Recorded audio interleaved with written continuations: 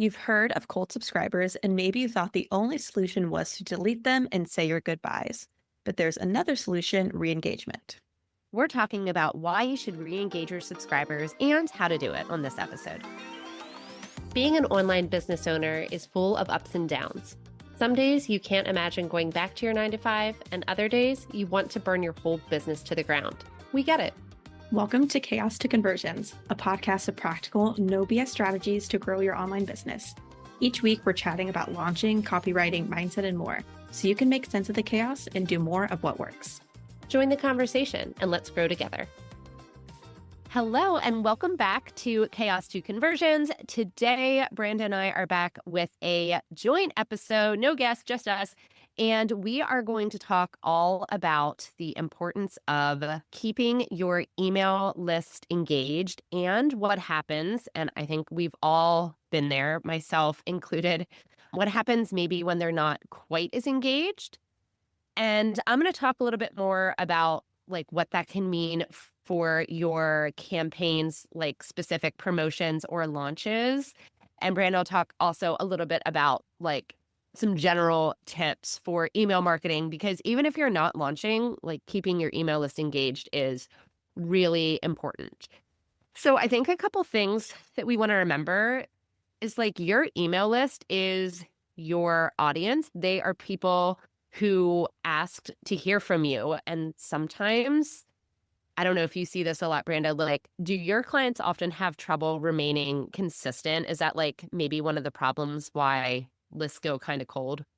I mean, I think that's a reason why a lot of people hire me, because they Sure. maybe struggle to stay consistent. So that's like a really common thing, but that is something that we do end up like having to deal with then. Is like, okay, well, I haven't actually emailed my list in like 3 months. So like, do I just start emailing them?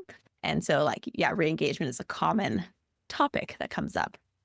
Yeah, definitely. Because it can feel, especially if you're feeling like, okay, I have something that I want to launch or promote and you haven't emailed your list in like a month, it feels awkward to just show up and be like, hi, it's me. Do you want to buy this? And I think like we've probably all been on someone's email list at one time or another where you haven't heard from them, or I mean, you're probably not like actively thinking like, where's so-and-so? But all of a sudden they show back up in your inbox and they're like, hi, I have this new whatever. Do you want to buy it? And you're like, who are you again? What's happening? And I mean, I feel like usually when people come to work with me on launches, like they kind of know that. So they might have already tried to start waking up their email list or re-engaging their email list. But I think sometimes it is one of the larger reasons why I see a particular like campaign or launch flop, because they're only marketing when they're promoting something, or they're only like sending emails when they're promoting something.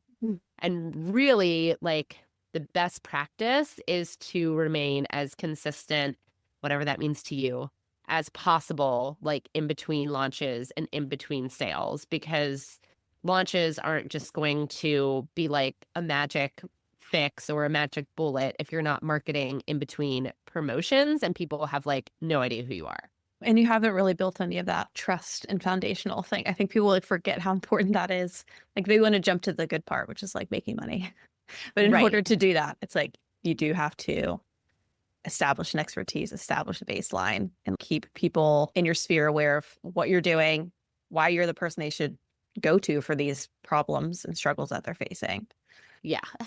And I think like some of it might come from just like human nature in general, you know, where like it's kind of when, I mean, I've been guilty of this. I try not to do it anymore, but you like haven't been on Instagram stories or whatever for a while. And you think, oh, you don't like actively think this, but people in general are a little bit self-centered, right? So you show back up and you're like, you've probably been wondering where I am and I haven't emailed or said anything for so long. And people are like, well, no, I didn't actually like notice that you were gone. But now that now that you mention it, I mean, I feel like it's very, very few people that you follow closely enough to like realize that they're missing. Yeah. And I mean, that's just how Yeah. it is. I mean, we have so many people that we're like following and that show up in our inbox. So I agree. It's like, I think that's why it feels really stark when you just come back in really suddenly because you're like, oh, I guess, yeah, I haven't heard from you in a while. Yeah. And like, we're not saying that you're like in somehow like a bad business owner if you have ghosted your list at some point, or because you can even have disengaged subscribers without having ghosted your list, right? Like you can, Sure. the people are just naturally going to fall off the train. Maybe they signed up for a freebie, they grabbed it, and they just never opened any emails from you in the future.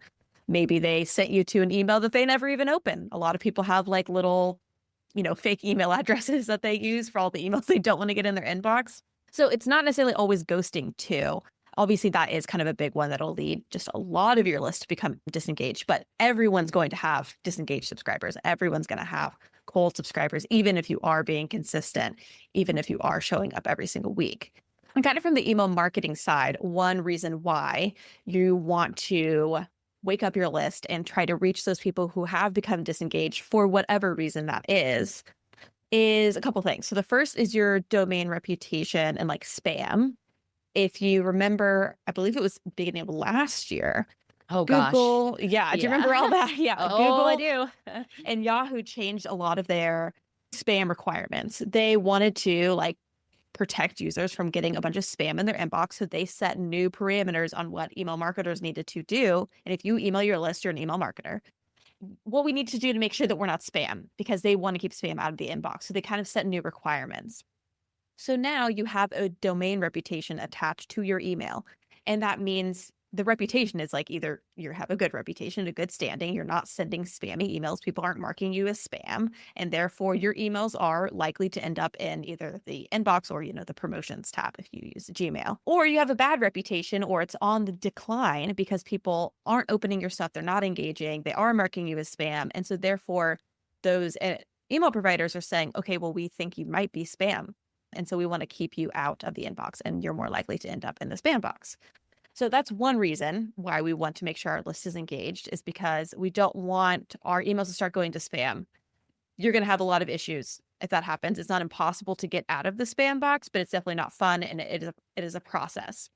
Another reason is like getting clear ideas of your metrics. I think sometimes people think like, oh, it's like cheating if I like delete people who aren't engaging and like now my click rate went up, now my open rate went up. And it's like, it's not cheating. It's like that's what your metrics really are. You're getting a clear idea of the people who are engaging with you, are they clicking?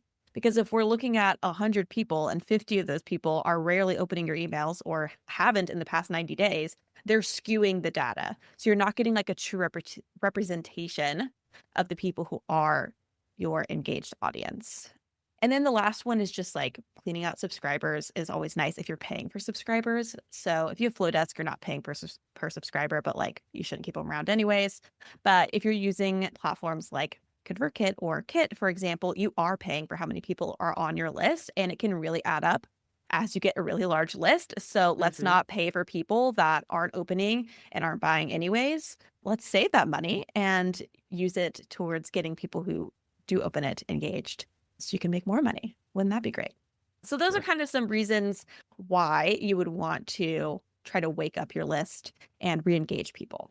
So now that we've talked about why it is so important to make sure that your email list is as engaged as possible with the actual reasons for sales and then some of the actual technical reasons, let's talk about some concrete steps of how to do it and give you some examples and ways that you can start to re-engage your list after you've scrubbed it or cleaned it out or anything like that. If you're trying to promote something or sell something higher ticket, maybe you're trying to sell your course or your membership, you want to make sure, like I mentioned earlier and like Branda mentioned earlier, that we have consistency in our emails and in our email marketing before we put that offer out there. So you're not just like showing up and being like, buy this. So ideally, 3 months, really ideally, like you never break consistency, but I did. I ghosted my email list.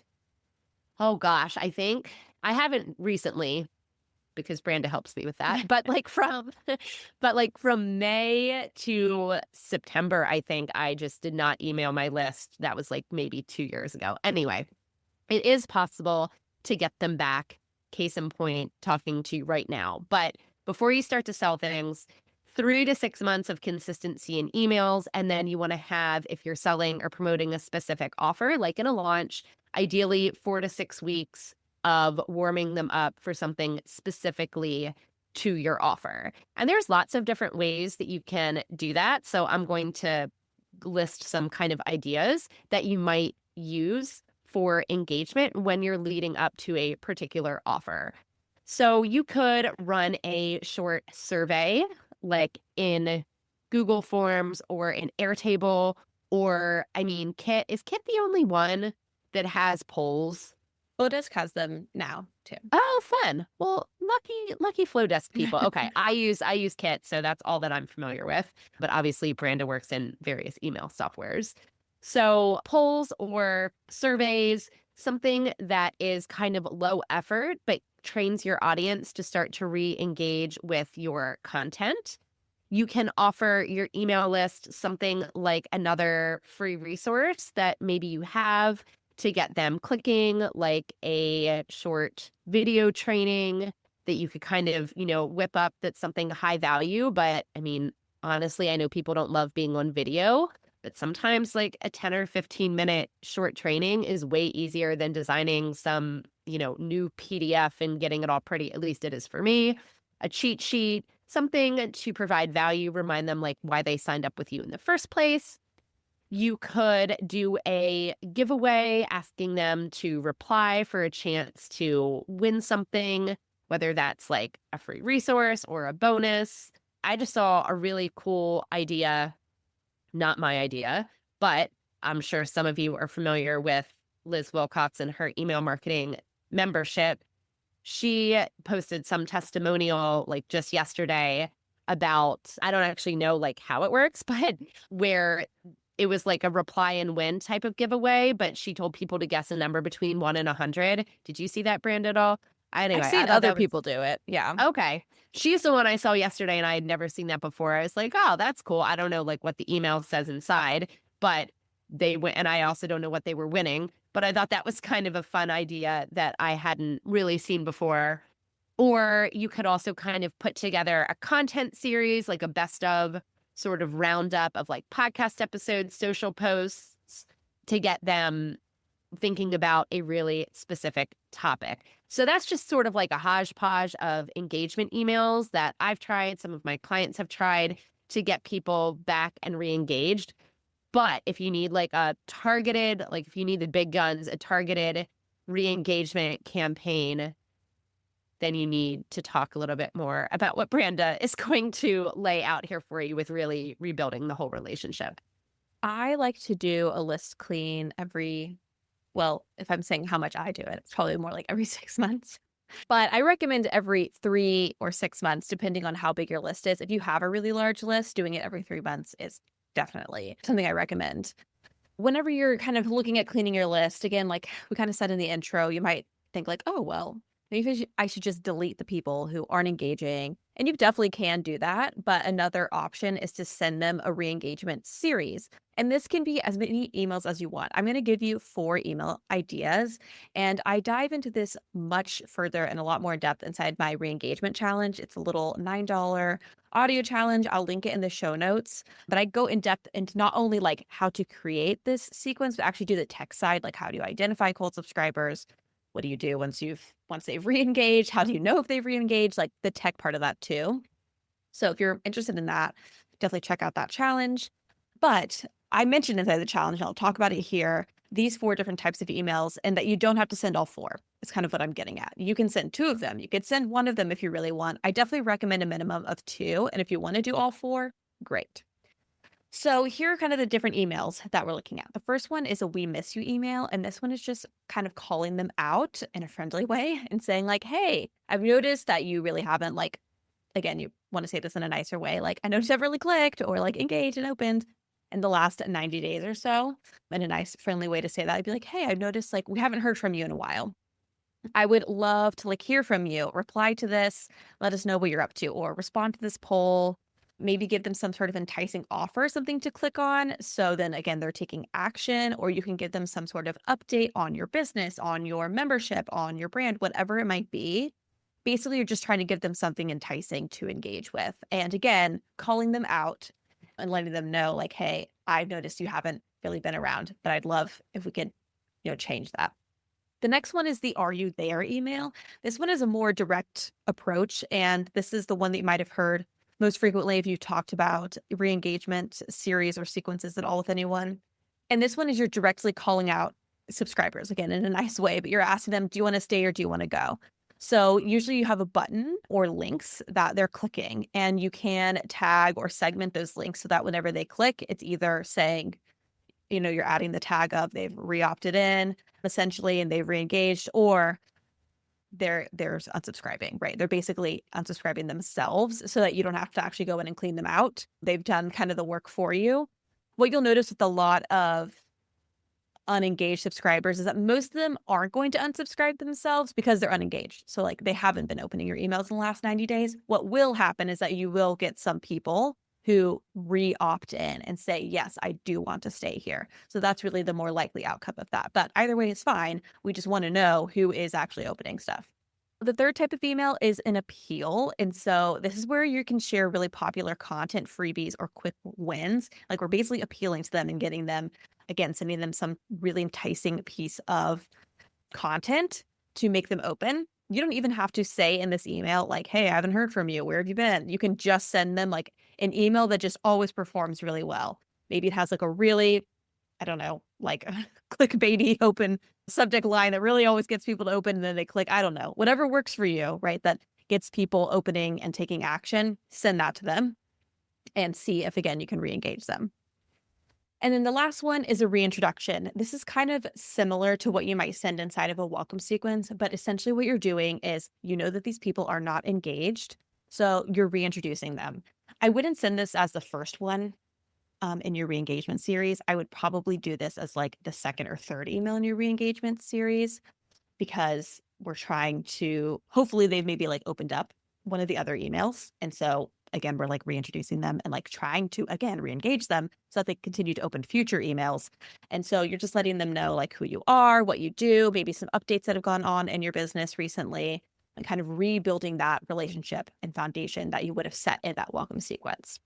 So again, I go way more in depth on re-engagement series and kind of what it looks like to find cold subscribers. I give you a lot of more concrete ideas inside of that challenge. So definitely grab that if you want more info.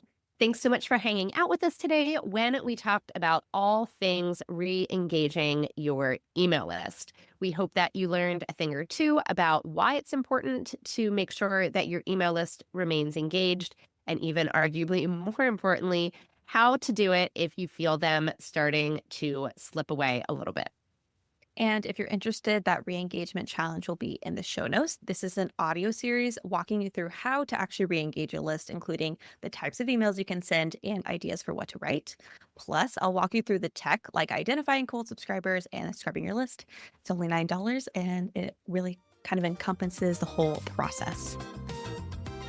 Thanks so much for joining our conversation today. If you enjoyed this episode, please head to your listening app and leave a quick rating and review.